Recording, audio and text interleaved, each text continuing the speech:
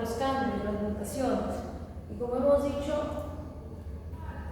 no solo es una mutación, son varias veces las que estos genes pueden ir mutando con el tiempo para que finalmente desarrollen una célula progenitora adecuada para que tenga las células o la progenie que sea idéntica a ella y que pueda también proliferar de la misma manera como la célula original, como la célula que inicialmente fue afectada. Pero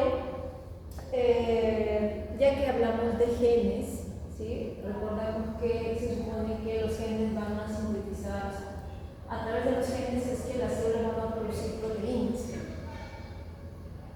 De acuerdo a estas alteraciones o mutaciones que se van a ir dando, va de la mano con los genes, tenemos que encontrar que no todos, digamos, la mutación genética va a desarrollar un X tipo de neoplasia, sino que de alguna manera, con el avance de la ciencia, se ha descubierto que principalmente son dos grupos de genes los que tienen una relevancia para el desarrollo del cáncer. ¿Sí? De todos los genes que nosotros podemos poseer, hay dos grupos de genes. Y estos son conocidos como los proto-oncogenes y los genes supresores. Estos genes existen en todo ser vivo y tienen funciones vitales importantes, ¿sí? Bajo su yugo, bajo su, digamos, ellos están responsabilizados de funciones como cuando la célula tiene que entrar en división celular, se activan estos genes, mandan señalizaciones, se activan los genes y estos producen proteínas para que se dé la división celular. Cuando la célula, por ejemplo, en la hipertrofia, la célula tiene que aumentar su tamaño, por ende tener más actividad mitocondrial, más organelas, lo que necesita es que estos genes se activen para que pueda darse esa hiperplasia. O si por alguna razón también esa célula tiene que entrar en apoptosis porque ha sido dañada, también existen genes supresores para eso. Entonces tenemos los proto-oncogenes y los genes supresores. Como les digo, estos grupos de genes ya existen, ya cumplen una función muy importante para todo ser vivo. Y justamente son estos genes que se conocen mucho al respecto y que son los que al mutarse van a desarrollar diferentes tipos de cáncer. Por eso es que se los va a clasificar de esa manera. El grupo de los proto-oncogenes. Se menciona que existe una gran cantidad, más de 100 proto-oncogenes de todo ser vivo y como les iba mencionando, funciones varias. Factores de crecimiento, reguladores del ciclo, proteínas que tenemos en el ADN, factores de transcripción que también ayudan a la división celular. Estos genes, por ejemplo, también están ayudando con la proliferación de, por ejemplo, en la cicatrización, en la formación de tejido fibroso, proto-oncogenes. En la angiogénesis, proto-oncogenes. Todo lo que hemos visto en inflamación, lo que hemos visto en hormonas, proto-oncogenes, vitales importantes. De ellos depende el desarrollo embrionario, o sea, que está por ejemplo el vientre, la cicatrización, la reposición de células, estos que normalmente envejecen y mueren luego de cumplir su diferenciación. O sea, normalmente esta actividad que tiene límite también, está controlado, por ende cumple su función y ya está. Pero, ¿qué pasa si muta? Entonces yo llamamos, el agente X generó repetidas mutaciones en estos proto-oncogenes. Entonces ya yo no lo voy a denominar proto-oncogene, reciben otro nombre y son los llamados oncogenes. Y cuando estos genes se convierten en oncogenes, estos proto-oncogenes se convierten en oncogenes, entonces es cuando va a alterar su función. Si lo que hacía normalmente era regular la proliferación de fibroblastos o la proliferación de vasos sanguíneos con una angiogénesis, ya no lo va a hacer, sino va a ser algo, una actividad aberrante. Y ahí es donde se entiende cómo puede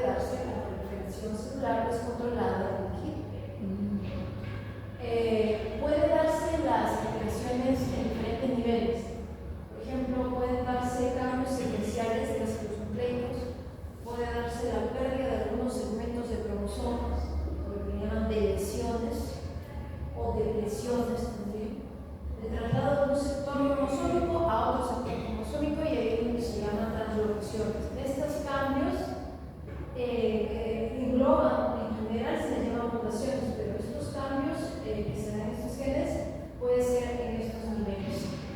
El resultado, oncogenes. ¿Para qué? Entonces, estos oncogenes van a codificar proteínas llamadas ya no solo proteínas, sino oncoproteínas.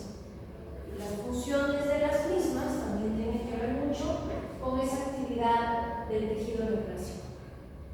Por eso es que estas oncoproteínas son detectadas. Cuando les hacen ciertos análisis a pacientes que se sospecha que ya tienen un diagnóstico de neoplasia, es importante porque estas pruebas que tienen estos pacientes pueden orientar también a hacer un mayor pronóstico. Es decir, oye, este paciente posee tal proteína que la sintetiza tal oncogén, quiere decir que sí, no solamente coincide con el diagnóstico que tiene histopatológico, sino también tenemos un diagnóstico de tipo molecular. ¿No? Entonces, a veces no tengo todavía un diagnóstico patológico o es algo indiferenciado, algo molecular, también orienta.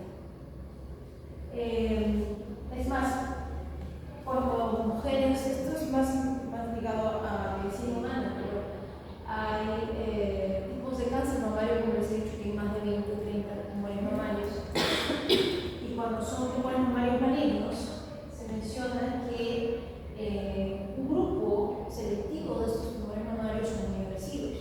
Y justo acá menciona, el oncogén F2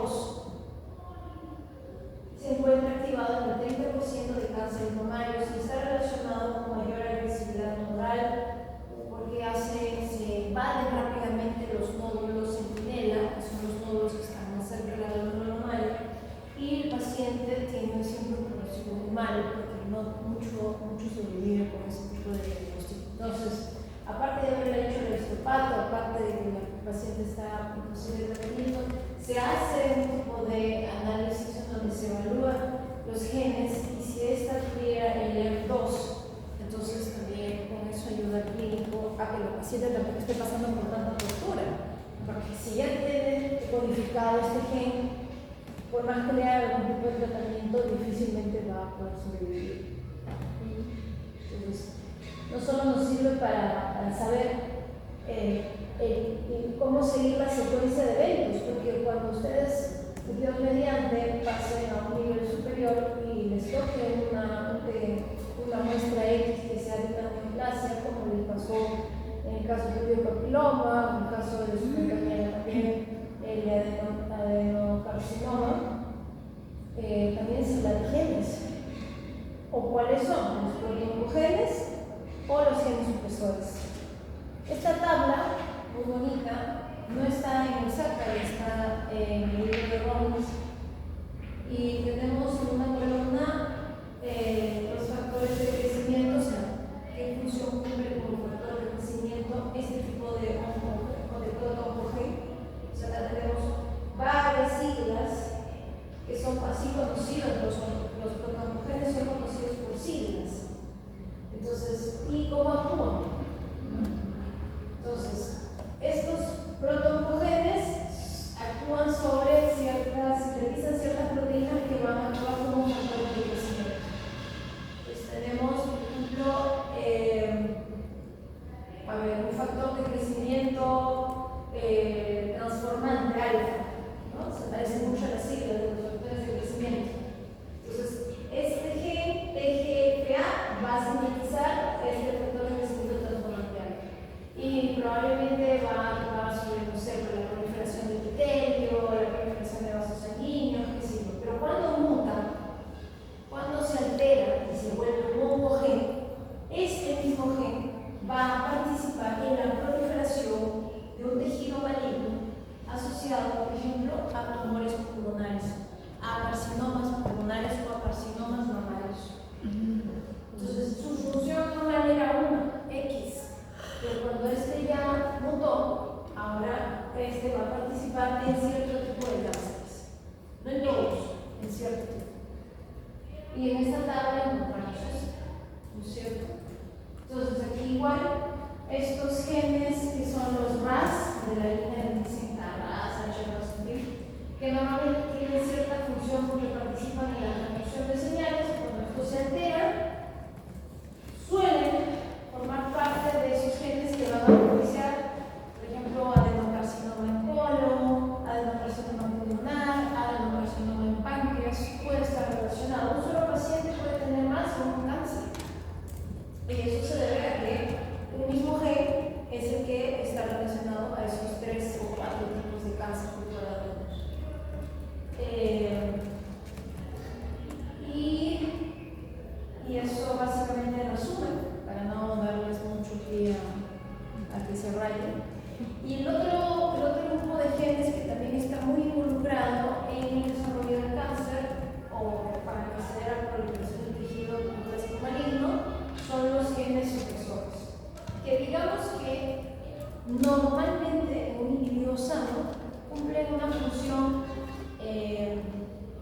digamos, opuesta a los protoncogenes. O sea, si los protoncogenes propiciaban la proliferación celular, por ejemplo, los genes supresores van a limitar el crecimiento celular.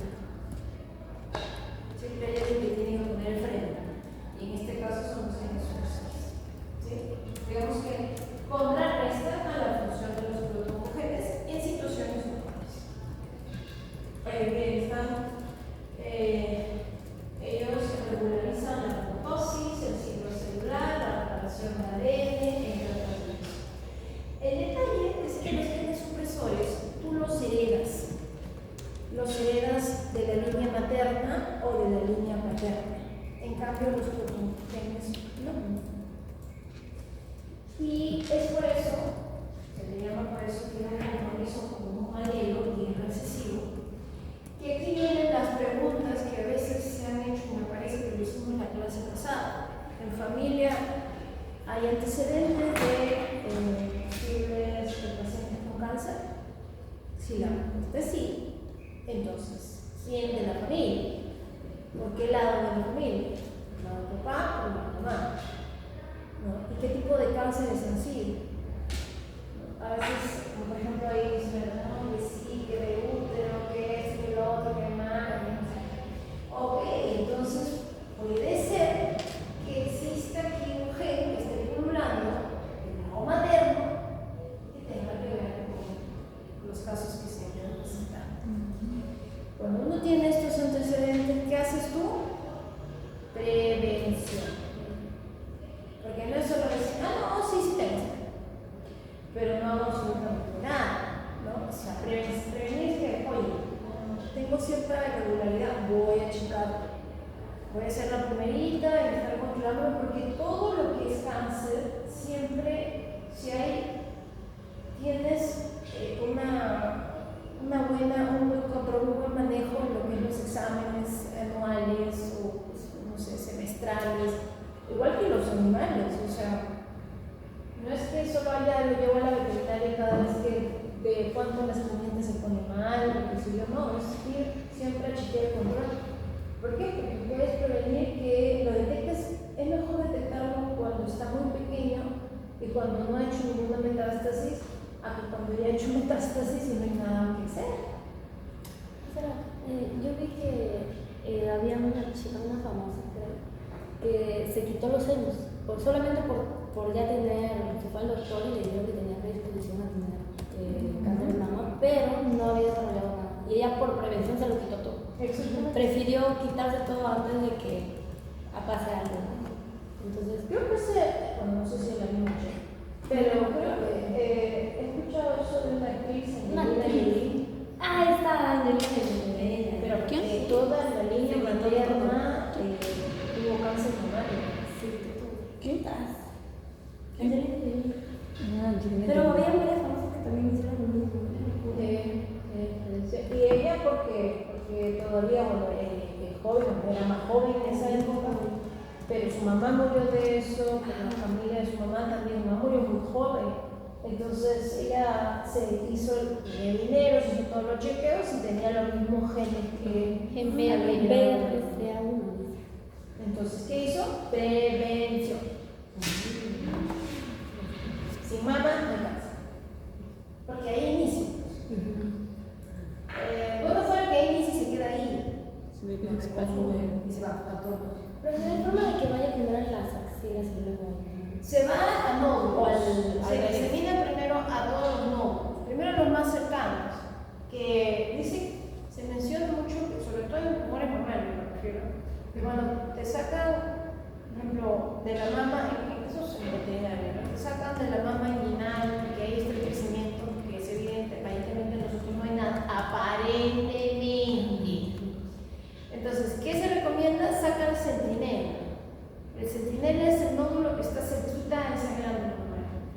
Saca los dos. Saca los dos siempre. Entonces, así el neurona está chiquito, sácalo. Sácalo por prevención. Y tal vez, aunque no haya nada aparentemente, histológicamente sí se ve. O no está grande, le dicen, sácalo. Pero no siempre porque está grande quiere decir que se ha diseminado ahí. Puede estar reactivo, ¿no? Pero no diseminación. Entonces, justo está hablando de los genes supresores que son del otro grupo, que participa en el teoría de crecimiento del plástico maligno y que tú los heredas. Entonces, compromete un alelo, ya sea paterno o materno. Y aquí viene la hipótesis de Dodson. La hipótesis de Dodson en este tipo de crecimiento neoplásico asociado a estos genes nos dice que para que se desarrolle la neoplasia o el cáncer tiene que pasar por dos golpes el proceso, o sea, dos mutaciones para que realmente la célula entre ya en una proliferación celular como la que ya estamos conociendo. Como ejemplo, toma al gen RB. Hay un profesor que le llega a Pineda y ya tenemos clases. Voy allá, voy acá. Gen RB, ¿ya? Es un gen supresor. A diferencia de los protoncogenes que les dije que había como 100 aproximadamente, estos son poquitos, menos de 50. Entonces, ¿qué es lo que nos dice el lector? Vamos con la gráfica. Es más entendible. Ok. Vamos a ver la secuencia de eventos desde que se forma la célula germinal, o sea, digamos el cigoto, la célula que resulta de la unión de los genes maternos y paternos. Y vamos a ver dos situaciones en la que tú no heredes el gen.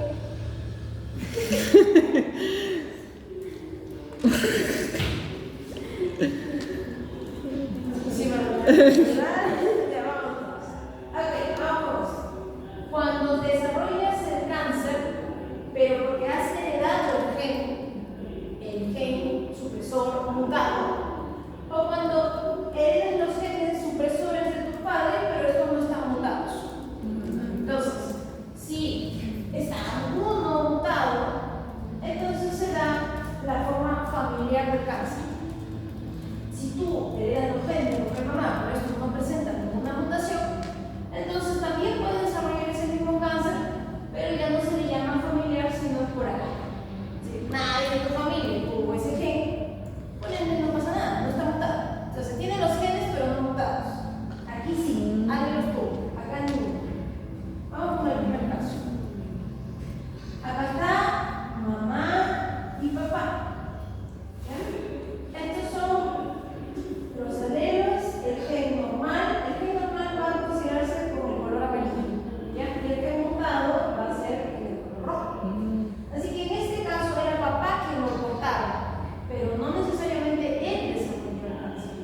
Puede ser alguien de la familia de papá que sí lo desarrolló. Pero por lo pronto él lo portaba. Y aquí está, el gen R mutado. Bien, cuando su mamá. La historia ya la sabe. Y el cigoto, o sea, el hijo. El cigoto, dos alelos, el gen RB, aquí está el normal de mamá y el mutado de papá. Entonces tú naces con un primer golpe. Este es tu primer golpe. Ya tienes el gen mutado, que lo heredaste. Si tu vida se sigue dando la división celular, si el transcurso, meses, semanas, en fin. Y siempre uno de los alelos va a aportar el gen RB mutado, porque recuerden que son divisiones, o sea, son células todas iguales. Y el otro alelo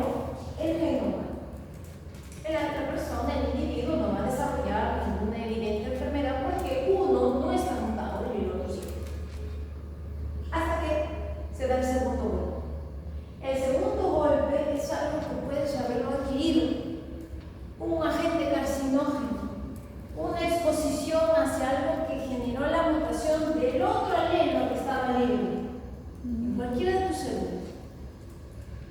Y justo dio la mutación en ese otro gen de RB. Por ende, a partir de este momento hacia adelante, nosotros vamos a desarrollar el cáncer. Que en este caso ponen como ejemplo a este cáncer que se da a nivel de la retina, que es el retinoblastoma, que es uno de los tantos cánceres asociados al gen supresor LP.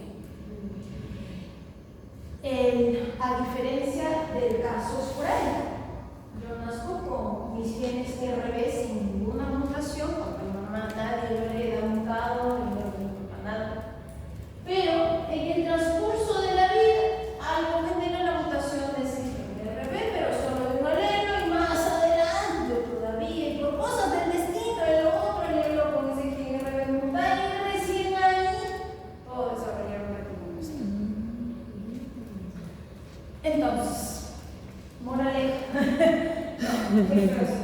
Entonces, en los casos de cáncer o cánceres que están relacionados a genes supresores, como por ejemplo este gen RB, estos retinoblastomas se presentan en niños.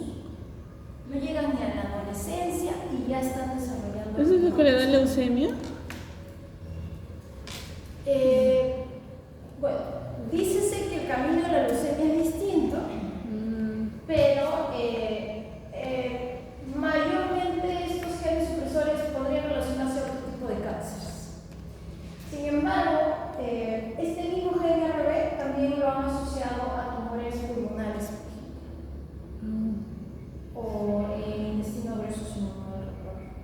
Entonces, este mismo paciente tal vez no desarrolla el retinoblastoma, pero sí desarrolla otro tipo de cáncer. Creo que se me recuerdo algo así como sarcoma, es un sarcoma X. Pero el detalle es, entonces, ¿dónde sería más fácil que se desarrolle el cáncer cuando se habla de genes supresores? En aquellos donde tú ya lo portabas, cuando ya antes de nacer siquiera, o de una forma esporádica. Obviamente, en la mayoría de casos se va a dar si tú lo has heredado, ya sea del alelo paterno.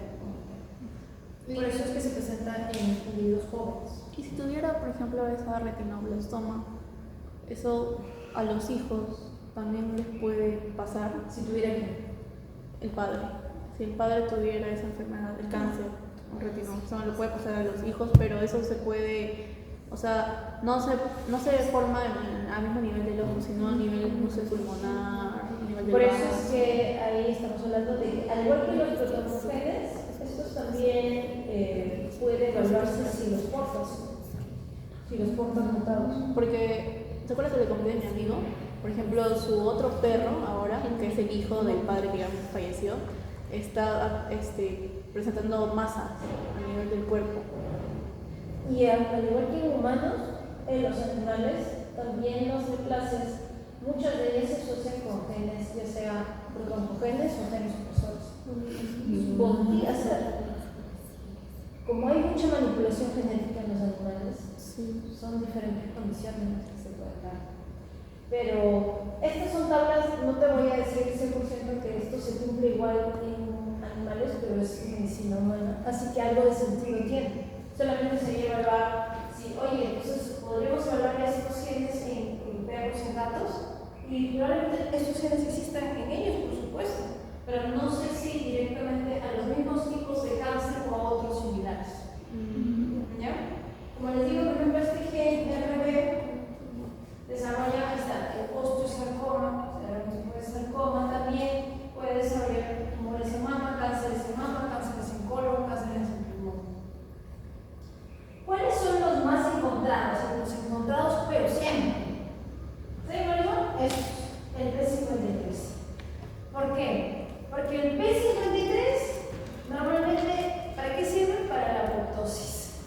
Entonces, como este se llama la mamá, entonces se muta, Crecen. de papá, de mamá, en fin, ingresa a una lista de la mayoría de cánceres en individuos. Es como, P53, ya, de todas maneras, de todas maneras. Y como les digo, no es que no pueda darse el caso del linfoma, sino que no es tan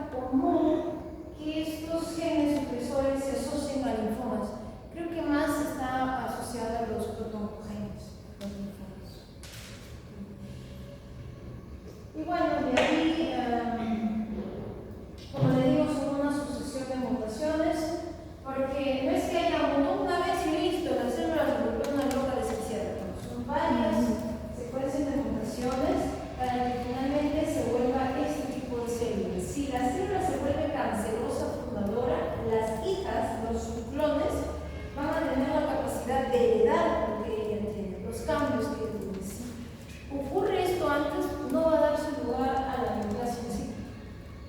¿No? Tiene que adquirir tanta inestabilidad genómica que finalmente se vuelve la cancerosa fundadora. Y ahí a partir de ella su progenie se desarrolla sin ningún problema. Y acá, de alguna manera también es importante entender que muchas de estas células, que son, digamos, las células que van a comenzar a aparecer a partir de la célula fundadora, algunas, estamos hablando de tiempo, no es que el cáncer va a desarrollarse en una semana, de repente muta y a la semana ya tiene un montón, un tumor de centímetros, para nada, estamos hablando de un tiempo que hasta ahora no se ha calculado con precisión, solo se sabe cuánta cantidad de divisiones sí puede ocurrir para que ese tumor sea detectado. Entonces nos dicen, cuando ya tiene un gramo, estamos hablando de 10 a las 9 divisiones celulares, que es más o menos un gramo, así que es clínicamente detectable.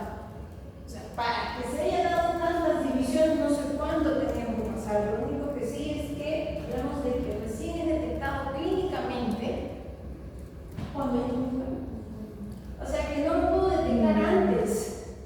No lo puedo detectar antes. Clínicamente no lo puedo detectar. Tampoco manifiesta nada en la persona, ni tampoco en el animal. Eso, prevención. ¿Cómo hacemos prevención? Molecular. ¿Cómo lo hacen las personas ahora? ¿Y cómo lo sé? Porque me estás expuesto constantemente a diferentes factores. O sea, nosotros desde que estamos en el vientre de nuestras madres estamos expuestos a diferentes factores que podrían generar mutaciones o cambios en nuestras células. A ver. Todo el tiempo vivimos en una ciudad llena de antenas, de radiación, calientan comida en el horno microondas, la contaminación, gaseosa. Y eso es que dice, por ejemplo, la tartracina, dicen que es cancerígena. De todo, colorantes, todo. ¿Eso influye también? Por supuesto, son carcinógenos. Ahora, entonces ya me fregué. Bueno, sí. Claro, ¿no? Porque dices, no tengo salvación. O sea, no voy a esconder a una cueva y comer de mi propia cosecha. Bueno, hay gente que trata de hacerlo, ¿no? Hay gente que se cuida mucho, hay gente que hace mucha actividad física, come sano. Y también puedes saber placer. Ah, sí. Claro, ahí viene justo esta parte que nosotros. Este le hizo la profe Charo, esta clase la hizo la profe Charo. El famoso mala suerte, o sea, lo aleatorio, lo que no lo heredaste, no te pusiste, de repente desarrollaste el cáncer. El manicomio. Por ejemplo, en el caso, la DOC siempre nos reímos y nos reímos por ahora porque sabemos que podría ocurrir, pero nos exponemos también en nuestro trabajo, ¿no? Los que trabajan en laboratorios y nosotros, por ejemplo, nosotros nos exponemos desde siempre a formol. Es constante y lo hemos hecho por muchos años, la DOC más años que yo, pero igual, o sea, ya sabemos que el formaldehído es un carcinógeno químico. Así que ya está. Ahora que quiera decir que no, o sea, me he expuesto y ya está, ¿no? Que puede desarrollarlo a futuro, a próximo futuro, no tan próximo, no lo sé. Ella tampoco me dice, pero yo tengo mi cangrejito, dice. Por favor, le gusta a usted. Eso le voy a decir. Y en el camino de esas divisiones celulares, porque van a empezar a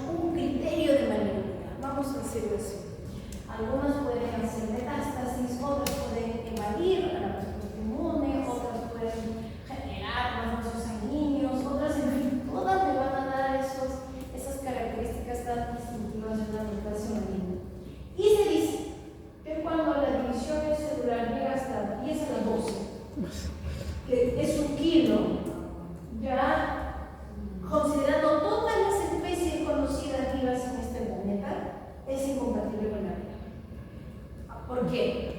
Porque obviamente 1 kilo para un elefante no es nada, pero 1 kilo para la ratita de que se ha ido, o sea, es incompatible con la ratita, ¿verdad?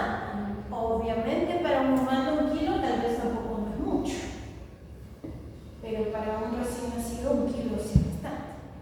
¿Sí me dejo entender? Entonces por eso, englobando todas las especies conocidas, porque esta sí es trabajada con el hilo de Zachary, entonces es hasta 1 kilo es compatible, pasando 1 kilo es incompatible. Ya detectable desde un grado, recordemos. Y los rasgos celulares del cáncer, hay varios. Por ejemplo, a veces no entienden bien qué significa esta figura, pero en realidad son células que están formando un tejido, todas tienen diferentes formas, estrellada, ovoide, cilíndrica, poliédrica. ¿Y en el centro qué es? Un vaso sanguíneo. ¿Por qué? Porque la angiogénesis es la capacidad de producir sus propios vasos sanguíneos. ¿Para qué? Para que se nutran. Porque estas células tienen un ADN muy activo, hay mucho cromatina, y por ende también la hipercromasia, que es una de las características que en muchas de las neoplasias podemos encontrar. Entonces, mantienen la señalización, resisten a la muerte. ¿Sí? Eso es uno de los rasgos muy característicos de los cánceres, es que resisten a la muerte celular. Son eternas. Se menciona que el paciente puede morir y las células cancerígenas siguen proliferando hasta cierto punto. Y les digo, no es broma, les digo en serio. Nosotros hicimos una necropsia a una perrita, pero esta había muerto ya bastantes horas atrás. A mí me toca, antes de tomar las muestras y procesarlas y todo, ella tenía tumor mamario y había hecho metástasis al pulmón. En esa época yo era una famosa por raspar todo. Con el lámina raspaba, luego la extendía y luego lo coloreaba, porque hasta que fijara con formalidad. Entonces ya pues, ¿qué es esto? Yo quiero saber. Entonces, obviamente ya sabía que era tumor mamario, pero quería ver un poco más allá de lo evidente. Entonces la profe, pues algo, porque no está practicando nada, tenemos todo el tiempo del mundo. Así que hacía eso, coloreaba y las células estaban íntegras. O sea, como si la perrita hubiera muerto hace menos de media hora.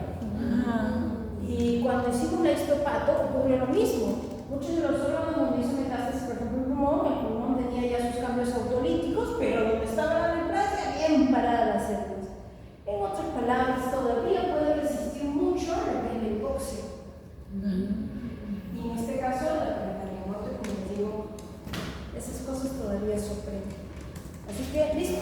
Esto es la clase número 14. Clase número 15. Ya con esta terminamos, pero me avisan con el tiempo, ¿no? Sí. El técnico me estaba mirando feo. Y ya me voy a acabar. Como ya hemos hablado de un poco los oncogenes y los oncogenes, entonces ahora vamos a hablar de la carcinogénesis. ¿Sí? Justo les decía qué es lo que puede dar inicio a ese cáncer, ¿no? Ya hemos visto qué genes podrían estar involucrados, pero ahora, ¿qué factores? Cuando les dije, búsquenme factores predisponentes, les dije, ¿verdad?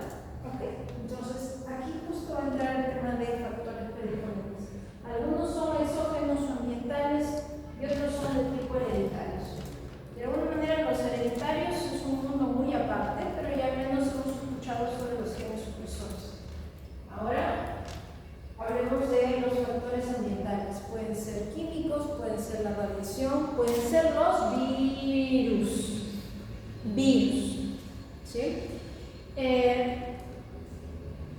No sé si repetirlo, pero sí es cierto que no estamos descubriendo la pólvora, chicas. Es decir, hace muchísimos años yo sí sabía que el estar en contacto y estar expuestos de manera constante a cierto tipo de sustancias podría generar un cáncer, pero tal vez a detalle qué componente, qué gen podía alterar no se sabía, pero sí se sabía que se posicionan, por ejemplo, estos muchachos que se dedicaban a limpiar las chimeneas hace muchísimos años. ¿Dónde es esto? Bueno, vamos a decir ya, en Inglaterra. Se limpiaban las chimeneas, hacía mucho frío, ellos eran de recursos bajos,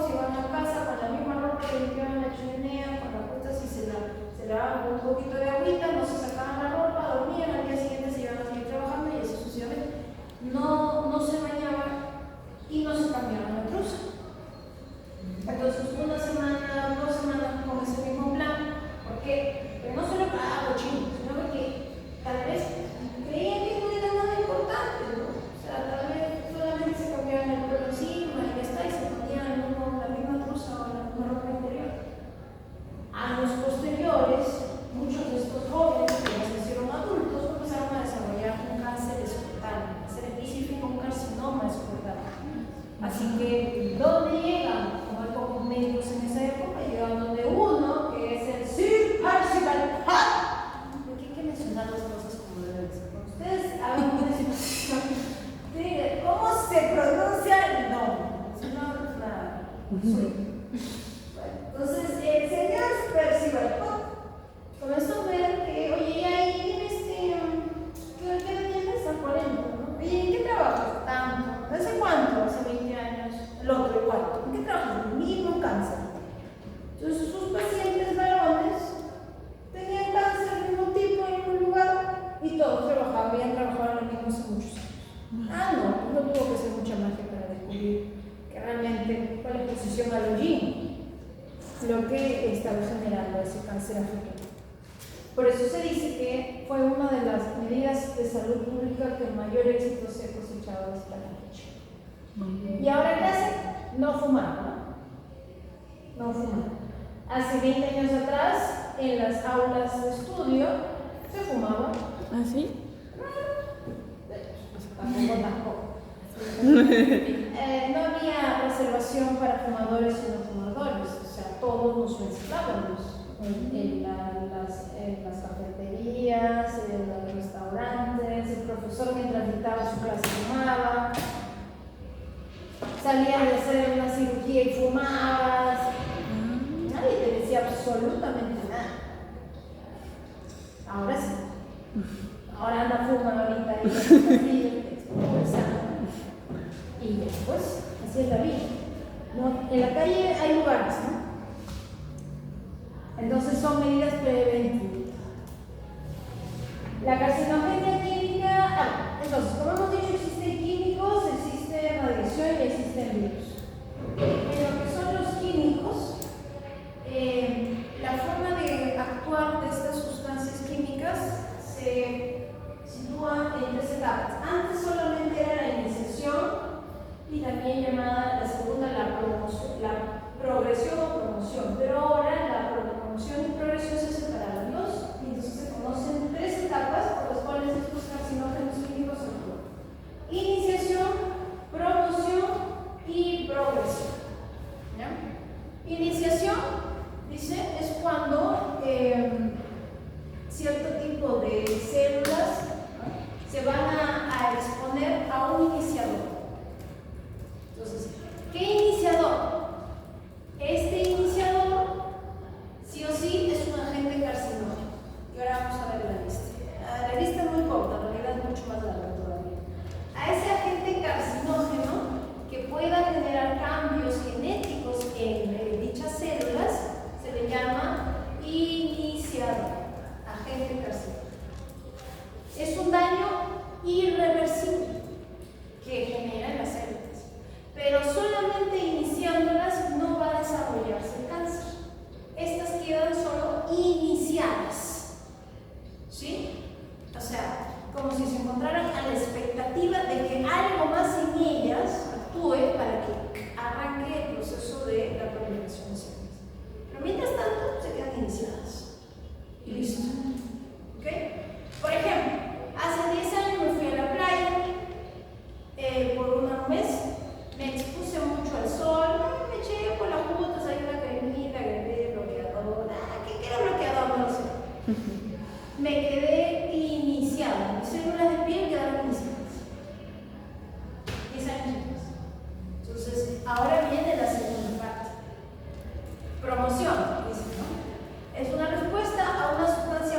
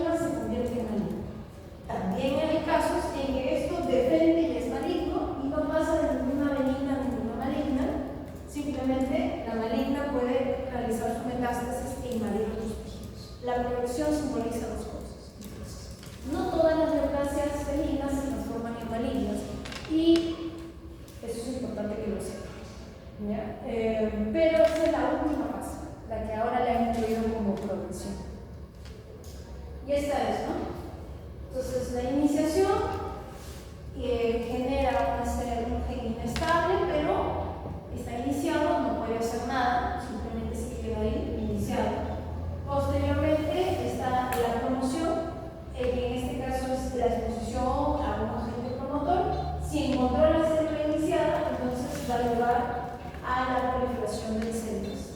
Y podría ser una benigna o una maligna, o que ésta simplemente desarrolle la metástasis. Este es un experimento que se hizo en ratas, ¿no? Ah, no, ratas. Bueno, en ratones, así como lo que trajo su compañero, ¿no? Y separaron en 5 grupos. Vamos a suponer que cada grupo estaba constituido por 20 ratones. En el grupo 1 no se les puso nada. Digamos que. No, sí, se les puso el iniciador y nada más. Y entonces los dejaron a los animales vivir el mismo tiempo que al grupo 2. En el grupo 2 también se les va a exponer a un carcinógeno, que en este caso ese iniciador era el hidrocarburo policíclico, al igual que el grupo 1, pero a ellos, inmediatamente después de haberle aplicado este hidrocarburo, que es una sustancia química, se le va a aplicar un promotor, que en este caso es un aceite de ricino. Y se le aplica el promotor varias dosis. ¿Okay? En el grupo 3, primero se le aplica el iniciador, el hidrocarburo, que es el carcinógeno químico. Pasado el tiempo, vamos a decir semanas después, se le aplica el promotor, el mismo que el grupo 2, con la misma cantidad de dosis. En el grupo 4, primero se le aplica el promotor, varios días, varias dosis, y luego de aplicarle todas las dosis del promotor, luego se le aplica el iniciador. Finalmente, el grupo 5 solo el promotor y no el iniciador. ¿Qué ocurrió? En el grupo número 1, que solo se le aplicó el iniciador, no hubo desarrollo de cáncer. En el grupo 2, sí hubo desarrollo de cáncer. En el grupo 3, también. En el grupo 4 no, y en el grupo 5 no. Eso quiere decir que siempre tiene que ser primero el carcinógeno el que entra a trillar para que mute a la célula y la deje iniciada. Y por más tiempo que pase, si te expones a un promotor y la célula está iniciada, pues entonces va a desarrollar cáncer. Nunca es al revés. Nunca es al revés. Todavía tengo células iniciadas, pero nunca desarrolló el cáncer. Es porque nunca te has expuesto a un promotor. Y listo. Los carcinógenos pueden tener acción directa o acción indirecta. Eso es lo que nos habla al inicio de esta parte. Por ejemplo, algunos tienen que pasar por activación metabólica. Esos son los de acción indirecta. Los de acción directa no tienen que pasar por ninguna activación metabólica. Pero también ocurre, entonces, profesora, ¿y el mecanismo de defensa? ¿No? Porque ya me tomé la gaseosa, te tomo mucho, gracias. Bueno, me está colorando. Bueno, ¿qué pasa? Que los esqueletos, que hay una desintoxicación normal, que se elimina, no pasa nada. Entonces, no tienes por qué traumar. Daño, ¿no? Genera daño en el ADN, eso hace el agente carcinógeno, genera daño en el ADN. Sí, genera daño, pero ¿sabes qué? Hay ciertas proteínas que reparan el ADN. Entonces, reparan la célula vuelve a su normalidad. No se pudo reparar, la célula está dañada a su ADN. ¿Qué ocurre? La muerte celular, hemos dicho en el primer módulo. Si hay daño en el ADN, ¿qué ocurre? Debería la apoptosis, ¿no? Entonces, la apoptosis tampoco pasó nada. No ocurrió nada, porque la célula se eliminó, la célula dañada se eliminó, o ni siquiera llegó a dañarla porque se excretó y ya está. Pero, cuando todo lo que pudo haber ocurrido no ocurre y se queda la célula dañada viva con ese gen mutado, se queda iniciada, latente, lista. Y como hemos dicho, la segunda parte del promotor, que ya estaría además otra vez mencionado, pero bueno, estaría, se desarrollaría posteriormente el cáncer. La infección directa, como ya les dije, no necesitan pasar por ninguna, digamos, conversión metabólica, y sí hay muchos más de acción indirecta que de acción directa, como carcinógenos químicos conocidos. Del grupo de los de acción directa que se utilizan, y aunque uno no debería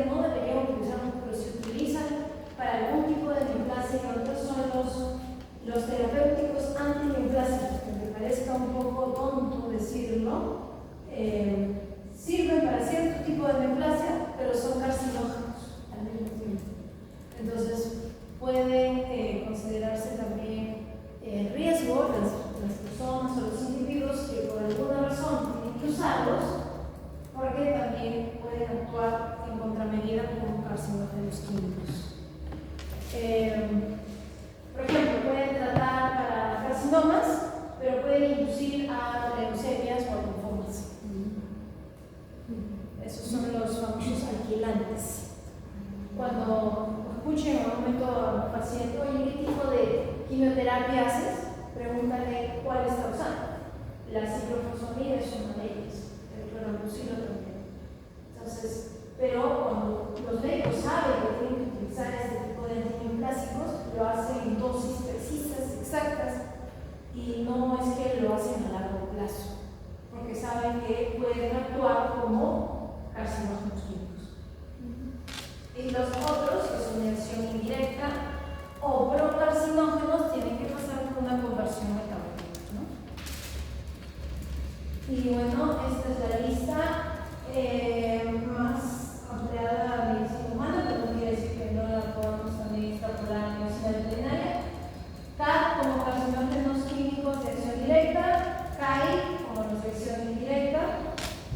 Como ven, este grupo pequeñito está los antineoplásicos de acción indirecta, mucho más amplios, los hidrocarburos aromáticos, las aminas aromáticas y colorantes, aquí entra el grupo de los colorantes, las hierbas, algunas hierbas naturales y productos microbianos y hierbas naturales, y otros, como por ejemplo los insecticidas, el cloruro de vinilo, los fungicidas.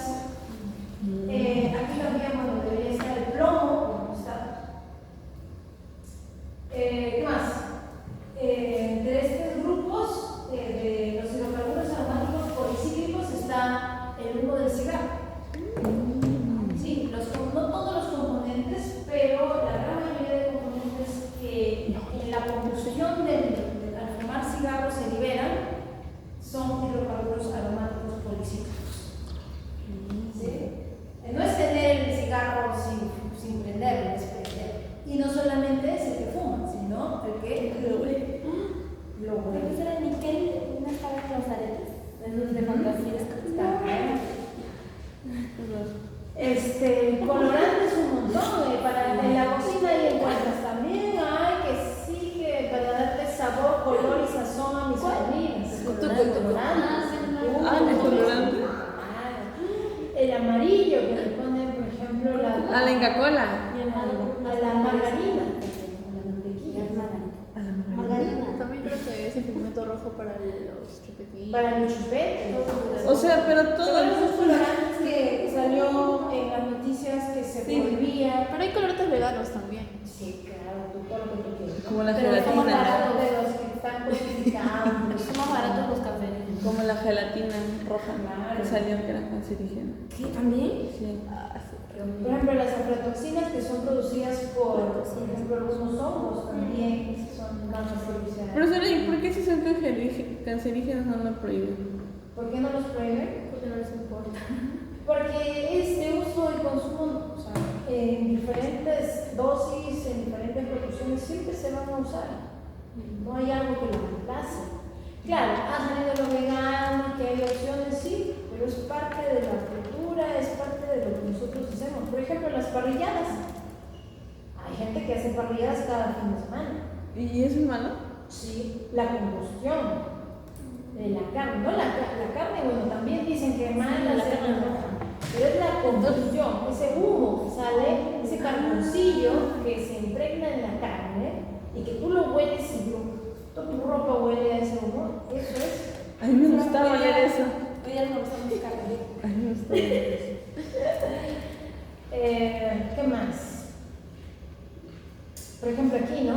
Esta amina aromática colorante, la anilina, que dice que tiene una incidencia 50 veces de cáncer de la vejiga en trabajadores expuestos al colorante anilina, que se usa en la industria del caucho. Ahora, ¿qué hacer en estos casos? Minimizar la exposición.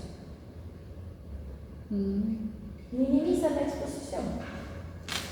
Mira, es como él tiene que pasar por una acción metabólica, dice, tras su absorción, dice que se activa y después se desintoxica por conjugación. Cuando se excreta por la orina, esta conjugada se rompe por la enzima urinaria y es liberada en la vejiga. En los trabajadores, la mayoría de que trabajan en la industria de caucho, son ellos los que desarrollan carcinomas vesicales, o sea, en vejiga. Los hablamos de que un día más, estamos hablando de varios años trabajando en lo mismo. ¿Ves? El amarillo de la margarina, el rojo escarlata de la cereza. Así como, y este es un paréntesis, porque así como existen carcinógenos químicos, también existen productos naturales, como por ahí mencionaba tu compañera, pero que en este caso no todo como carcinógenos, sino todo lo contrario, como anticarcinógenos. O anticancerígeno, no anticarcinógenos, anticancerígeno. Por ejemplo, dice la androstenina que proviene del maíz morado, y así como el maíz morado también la hoja de, no sé qué fruta, siempre me olvido del nombre de esta fruta, que procesado presentas estas androsteninas y que inhiben el crecimiento de cierto tipo de cánceres.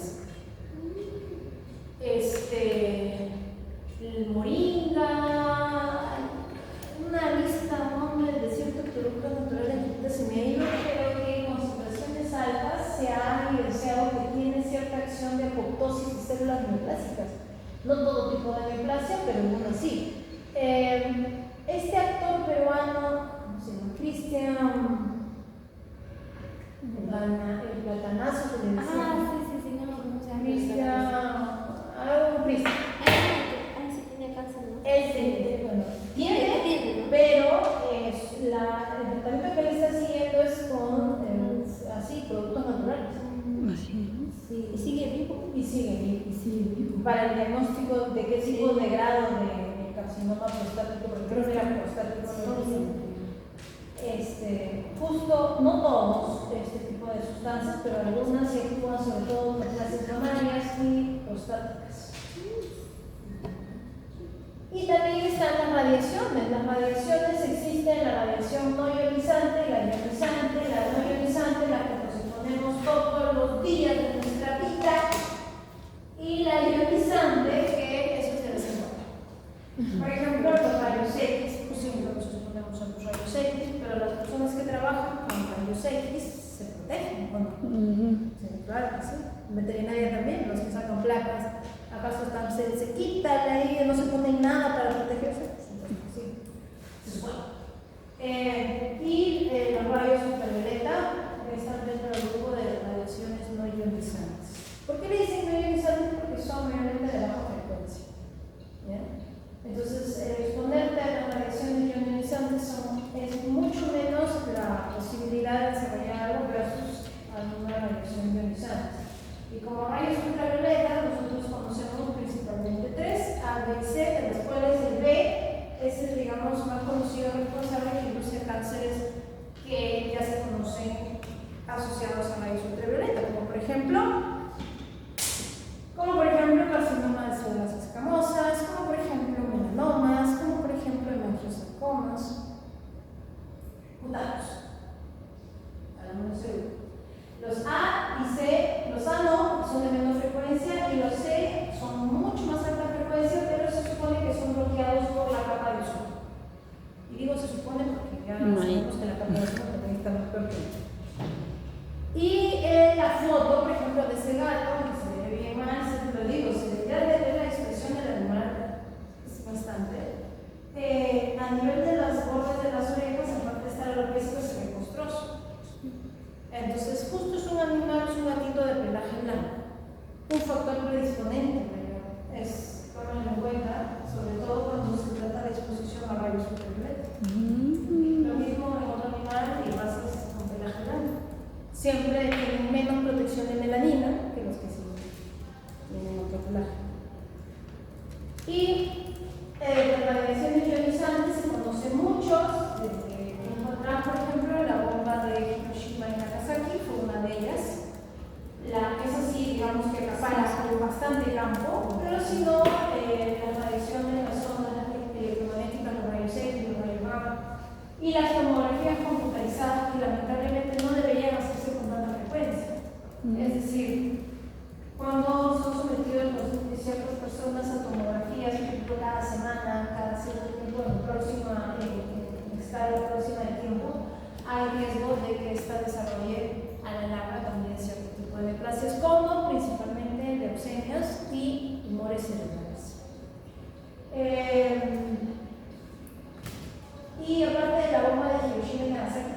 científica más antigua. Después de esta estaba la de la planta reactiva, la de, ¿cómo se llama?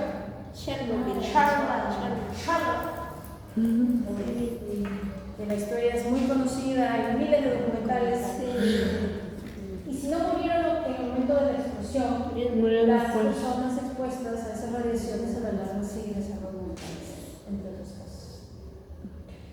A radiaciones, los cánceres más frecuentes asociados son leucemias, cáncer de mama y cáncer de la tiroides, y los cánceres poco frecuentes por exposición a radiaciones son cáncer al colon, al esófago, los famosos cánceres también al estómago, pero creo que más son los conocidos de los asociados que los no asociados. Y encontramos finalmente nuestros amigos los virus, que ustedes nos han hablado un poco de ellos, pero básicamente también hay una cierta acción directa de los virus, una acción indirecta también.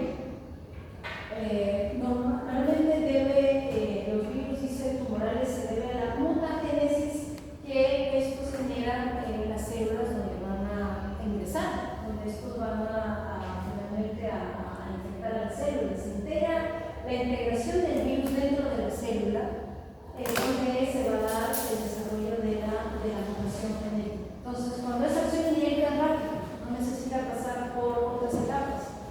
Se integra, se da la integración viral, es una causa de carcinogénesis, se da la mutagénesis insercional, o sea, apenas se integra el virus, se da la mutación del gen de la célula receptora, se altera la estructura genética de la célula huésped y a partir de aquí todas las transcripciones que se den o secuencias de transcripción van a ser relacionadas ya a una célula mutada. Versus la acción indirecta de los tumores asociados al virus, dice, se implica primero una inflamación crónica y posteriormente un estado de inmunosupresión que deriva de células infectadas, y eso provoca la acumulación repetida de daño de ADN. Y esta acumulación obviamente da lugar a células madres que forman tejidos y que a la larga van a propiciar, así como lo que hemos visto de displasia, una displasia puede finalmente desarrollar cáncer. Tenemos los del grupo de las de virus asociados a tumores o neoplasias, están los retrovirus, que mayormente actúan sobre células hematopoyéticas, o sea, estamos hablando de las famosas leucemias o los linfomas también, porque estas leucosis y leucemias pueden desarrollar a la larga también neoplasmas por linfomas.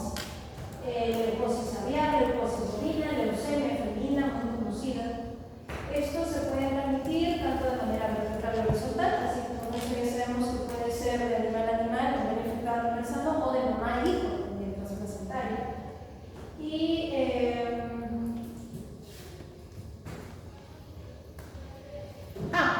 dice, el gato, por ejemplo, cuando se ha diagnosticado con leucemia, porque el virus se transmite, y dice, ¿no? Del 5 al 10% de la población felina tiene anticuerpos contra el virus de leucemia felina, lo que quiere decir que ha sido infectado. Pero únicamente el 0,5 desarrolla la enfermedad. ¿Por qué? Por el sistema inmune. O sea, mucho implica el sistema inmune en un animal. Si puede ser que el sistema inmune baja, podría desarrollar la enfermedad. Dice, positivo en leucemia, te vas a la veterinaria, te vas a leucemia. Pero no te está pasando que tú no desarrollas ninguna enfermedad.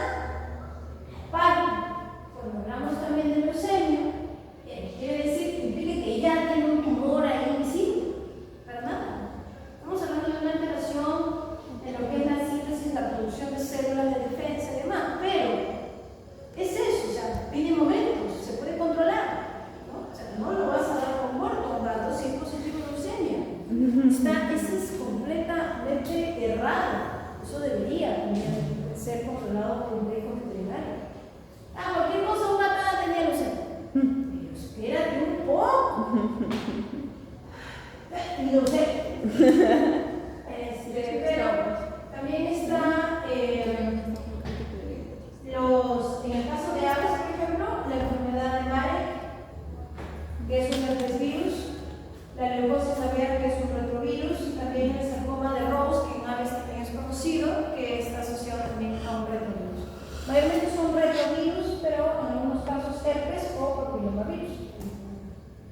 En este caso, enfermedad de Marek.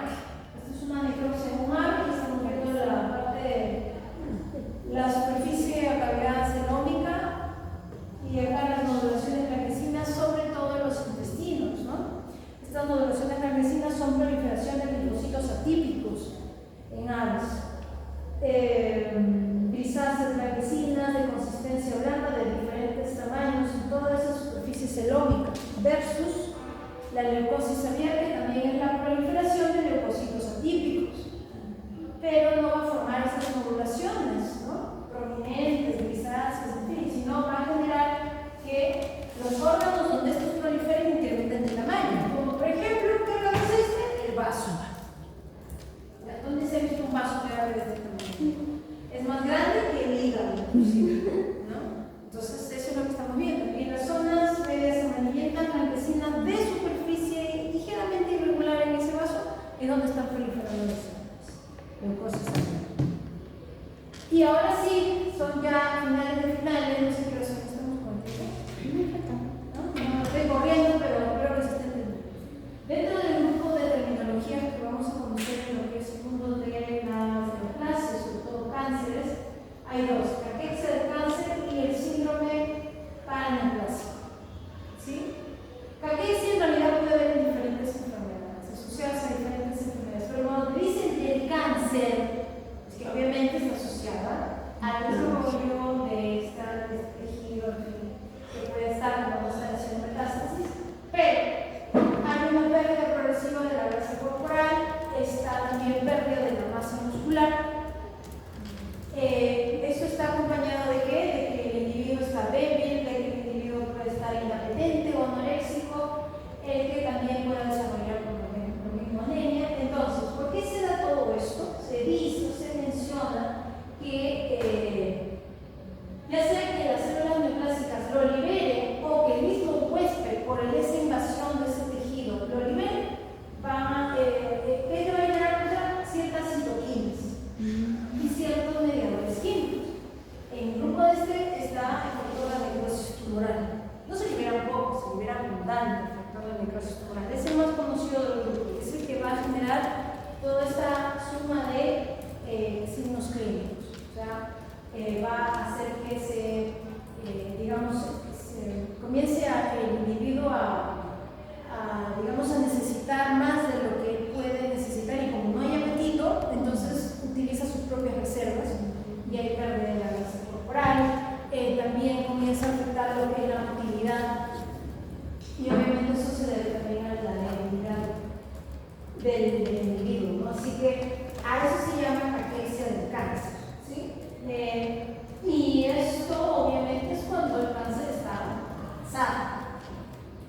No es el inicio, sino ya cuando está muy avanzado. Desde el inicio el paciente no presenta nada de esto, pero se van liberando más citoquinas cuando el paciente ya tiene, digamos, una fase terminal de la enfermedad. Versus el síndrome paraneoplásico, ¿sí? ¿Qué significa? Que son un conjunto de síntomas que no se pueden explicar. La persona, el animal, tiene ciertos signos que nadie los puede explicar, y se puede deber a la diseminación, ya sea local o a distancia, de ciertas sustancias que son hormonas principalmente, que se van a liberar a la sangre. Dícese que vienen de las células neoplásicas que están creciendo y proliferando, y ocurre en aproximadamente el 10% de los pacientes. Es más, a veces ocurre y ni siquiera el paciente sabía que tenía cáncer. Entonces le dicen, no, esa es una dermatitis. Anda al dermatólogo. No, mejor vete al doctor de acá, al centro de allá. Y esto, pues bueno, y si usan lo que normalmente se podría usar en caso de una dermatitis X, y no se cura. Entonces, ok, entonces tal vez sea otra cosa, ¿no? Claro, puede ser algo endógeno. Anda el endocrinólogo. Lo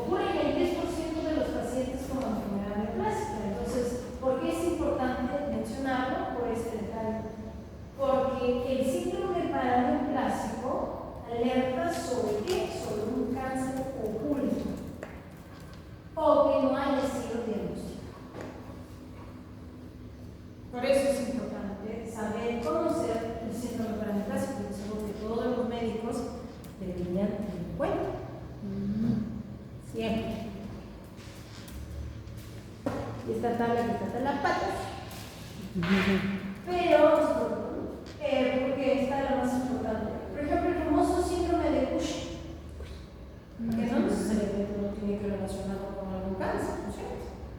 Pero el síndrome de Cushing está en la lista de posibles endocrinopatías asociadas a cierto tipo de cáncer, como cuál, carcinoma en páncreas, carcinoma en lo que es un cierto tipo de carcinoma pulmonar. Entonces, ¿qué es lo que se va a liberar? La hormona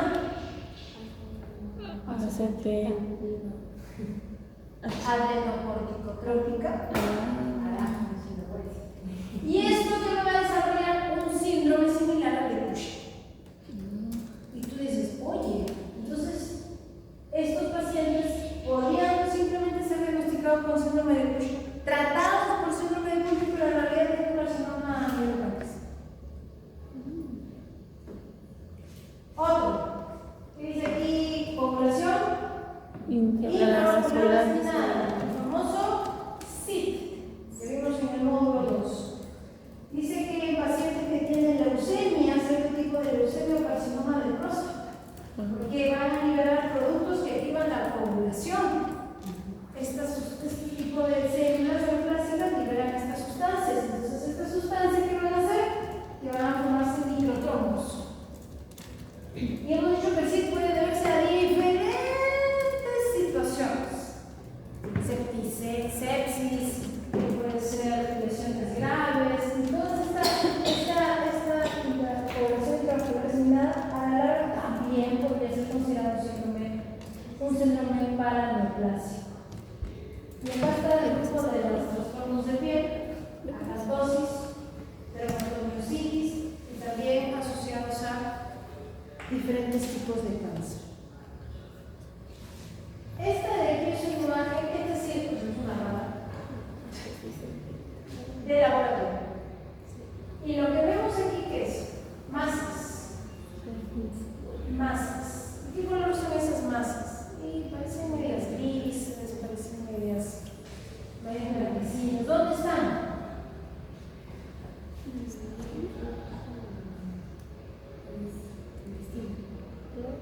¿En el intestino o en la superficie serosa? En la superficie serosa, o sea, en el momento, ¿no? Ok. Y aquí también hay, o sea, en la pleura también hay. Estas masas nodulares hay tanto a nivel de la pleura, pericardio y también del peritoneo. Entonces, oye, ¿qué es esto? ¿Saben qué es? Es metástasis. Metástasis. Pero es una metástasis muy especial porque solo ha cogido cirrosis. No es que se haya ido directamente viajado a órganos, no. Se ha ido a cirrosis. Y esto se le llama metástasis por siembra. Esto, como vemos en una rata, lo tenemos como un paciente con una más grande o un humano. Entonces, el que dicen, ¿no? Tiene tumor en hígado. Vamos a ver. Abren y encuentran que todo el peritoneo está tomado. Ya ni siquiera hacen una muestra de esto porque ya saben que es muy agresivo lo que tiene. Y ojo, porque en este caso el animal tenía carcinoma de colon. El colon había iniciado el problema, pero ya había hecho metástasis por siembra a nivel del peritoneo y del colon. Esto es lo que hoy día están tratando de hacer ustedes. Están tratando de degradar. Y también les dicho el tema de la estabilificación. Entonces, parte de cómo nosotros podemos clasificar a las neoplasias malignas. Esto es solo la jugada con malignas. Nada que ver con el profesor. Yo tengo un diagnóstico de meligno. ¿Lo puedo hablar? ¿Lo puedes verificar? Nada de eso. Cuando hablamos de gradación, tiene que ver con los grados de diferenciación y con la estratificación, estadio o extensión de cuánto se puede diseminar un cáncer. ¿Y todo eso para qué? O sea, ¿para qué no tan chongo como eso? Para determinar el pronóstico de la enfermedad. Los grados de diferenciación se toman muchas referencias, como por ahí lo están encontrando. Que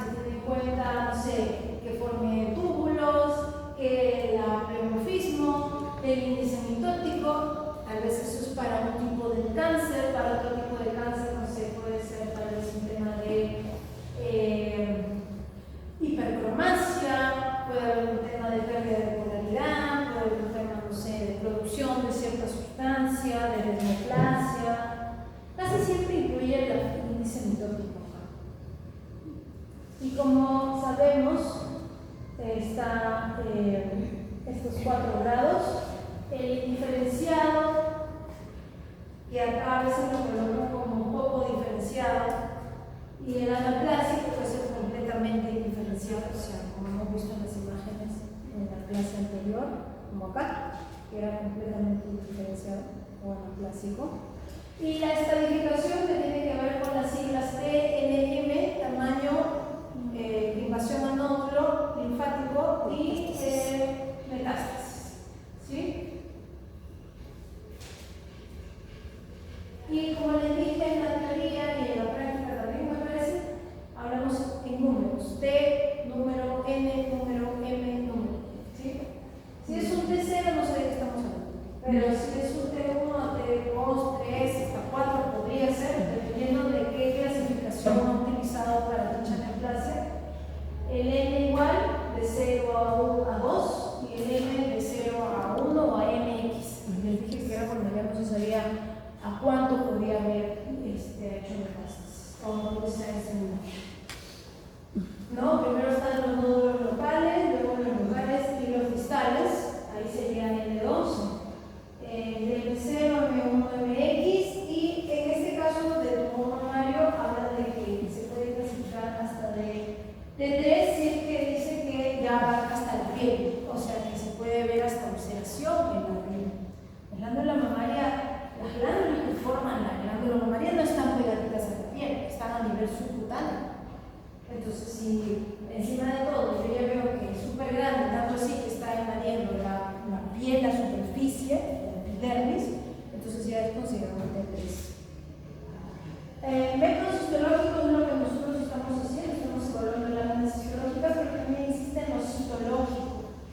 Siempre cuando vean los informes de citología y digan diagnóstico presuntivo, no es un diagnóstico definitivo. Así que uno dice, bueno, la citología dice que no es neoplasia. No. Porque no es un diagnóstico definitivo. Entonces, ¿qué hago en esos casos? Listo, hago biopsia. ¿Ya? Porque no es 100% confiable. Es un examen rapidito, que a veces sí puede salir, a veces no. A veces las células pueden confundirse. Y solo te dicen tumor de células redondas.